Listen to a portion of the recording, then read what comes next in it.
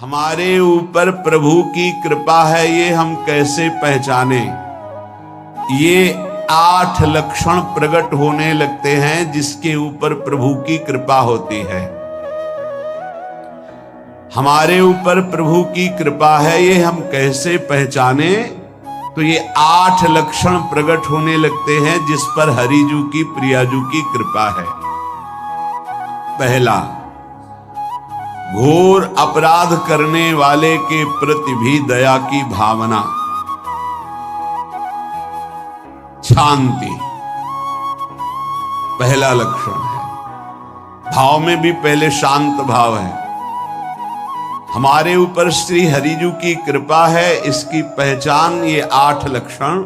पहला, शांति, अर्थात घोर अपराधी के प्रति भी गुस्सा ना आना, क्षमा करना, ये हरि की कृपा का लक्षण है। देख लो भाई, घोर अपराधी शब्द तो जाने दो, जरा सा प्रतिकूल हो जाए तो लाख समझाओ पर भ्रकुटी तनी रहती है।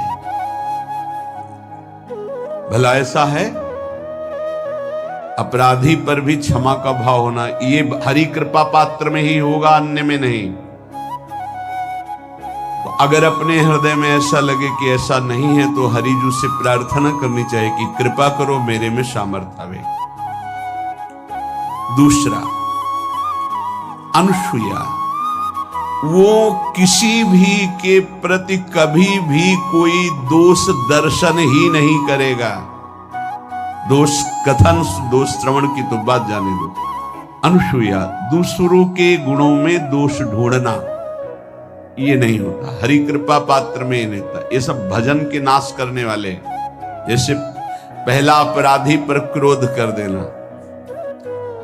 तो माया ने भेजा इसीलिए था कि तुम्हारे साथ व्यवहार ऐसा करे कि तुम क्रोध करो। क्रोध करोगे तुम्हारी ऊर्जा शक्ति नष्ट हो जाएगी, अध्यात्म में जो चलने की थी। और कहीं तुमने संकल्प कर लिया तो भजन शक्ति नष्ट हो जाएगी। तो अगर भजन बल है तो गया, जरूर उसको दंड मिलेगा, पक्का मिलेगा, 100% मिलेगा, लेकिन आप खाली हो गए। ना भजन करने की वृत्ति रहेगी और ना भजन रहेगा, दोनों बात।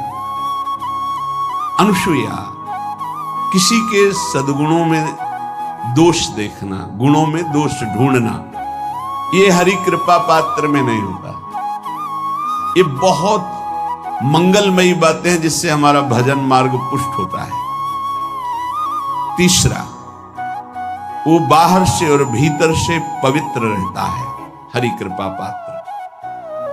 शौचाचार का ज्ञान होना चाहिए, वस्त्र आपके पवित्र होने चाहिए, ये बाहरी जल रज आदि के द्वारा बाहरी पवित्रता।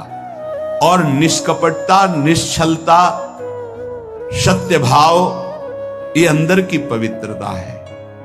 अगर कपट है, छल है, असत्य है तो हृदय मलिन रहता है।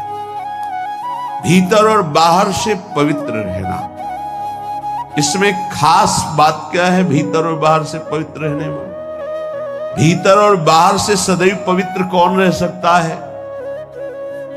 तो बोले, जो पुंडरीकाक्ष भगवान श्री हरि का प्रियाजू का स्मरण करता रहता है, शवायाभ्यंतर शुचि, वो बाह्य और अभ्यंतर दोनों से पावन रहता है। तीसरी जो कृपा का लक्षण है, अर्थात वो सदैव भगवत चिंतन परायण, शौचाचार का पालन करने वाला, बाहर और भीतर से हरि कृपा पात्र पवित्र रहता है। चौथा, ऐसे कार्यों का अनुष्ठान न करे जिनमें हमारा भजन छूटता है, जिनमें सत्य छूटता है, जिनमें भगवत भाव छूटता है। जैसे आपके ऊपर कृपा हुई, आप भगवत मार्ग में चल रहे हैं, अब आप ऐसे सांसारिक कार्यों का अनुष्ठान कर रहे हैं जिनमें आपकी चित्तवृत्ति बिल्कुल भगवत विमुख हो रही, तो जीवन का लाभ क्या होगा? लाभ तो है भगवत स्मरण सहित। कल एक ने प्रश्न किया कि मैं खाता तो नहीं लेकिन मांस की दुकान में मांस बेचता हूं, होटल आता, क्या उचित है? ये उचित कैसे हो सकता है? तुम और भी तो व्यापार कर सकते हो। जरूरी है धर्म का पालन करने की इच्छा करते हो, धर्म आचरण करते हो, ऐसा नहीं। तो विरत बहुकर्मा, उन कर्मों से हमें विरत रहना है जो हमारे धर्म के विरुद्ध है, जो भजन के विरुद्ध है। हरि कृपा पात्र ऐसे कर्मों का अनुष्ठान कर ही नहीं सकता। अपने भजन का फल देखना भगवत कृपा पात्र की, सबको प्रदान कर देना। हिम्मत है? अपने भजन, इतनी मेहनत से किया हुआ भजन, भजन होने के बाद हे प्रभु इस भजन का फल हो, सर्वे भवन्तु सुखिना सर्वे सन्तु निरामया। यहां तो कहते हैं महाराज एक माला रोज आपके लिए करता हूं कि आपकी बीमारी ठीक रहे, तो शेष किसके लिए करते हो प्रभु? शेष है अगर इष्ट और गुरु के लिए तुम्हारा है कि एक माला करते तो फिर इतनी माला करते तो हमें क्या होगा?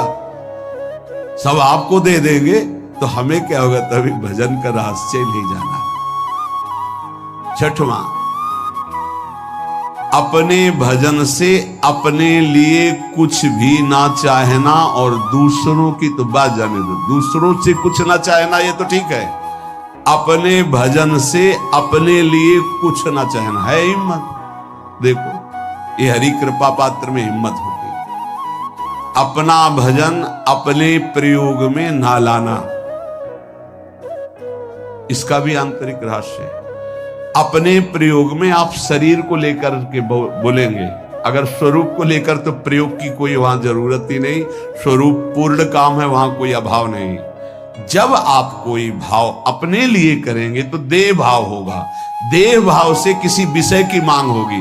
विषय पूर्ति भजन का फल नहीं होता, भजन का फल होता विषय निवृत्ति। बहुत जोर की बात है, कैसे समझ? अपने भजन का भी फल अपने लिए नहीं, दूसरों से कुछ चाह रखना तो बात ही जाने दो, भजन से भी कोई अन्य सुख की चाह नहीं। क्या चाहिए?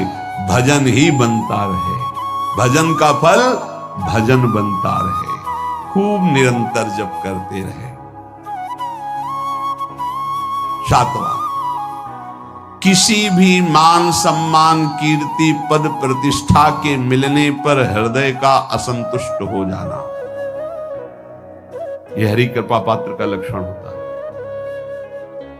प्रणाम नमस्कार जय हो तो हृदय में असंतुष्ट हो जाना चाहिए। कोई किंचन मात्र अभिमान न उदय हो जाए। प्रभु बचाओ, ये माया की चकाचौंध से बचा लो नाथ।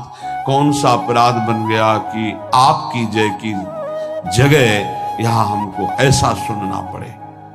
मान प्रतिष्ठा कीर्ति जिसके लिए बड़े बड़े लालायित रहते, हरि कृपा पात्र को विष की तरह चुभती है।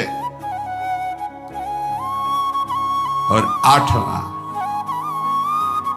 किसी भी प्राणी समुदाय से संबंध ना रखते हुए सब पर दया की भावना, सब पर कृपा की भावना, सब पर करुणा मैत्री पर किसी से ममता नहीं। ये सूत्र बहुत व्यवहार में प्रयोग करने योग्य है। सबसे करुणा और मैत्री पर किसी से ममता नहीं। करुणा तो करी भरत जी ने, मैत्री भी की मृग से, पर ममता रहित नहीं रहे। ममता कर ली तो अगला जन्म हिरण का हो गया। ममता नहीं रखी। निर्ममो निरहंकारा, करुणा मैत्री तो करनी है, जैसे इसमें आदेश है, गीता में जी आदेश है, अद्वेष्टा सर्वभूतान मैत्र करुणैव च, पर निर्ममो निरहंकारा, ये साधक की चतुरता है। प्राणी मात्र पर दया कृपा करुणा मैत्री, पर ममता नहीं।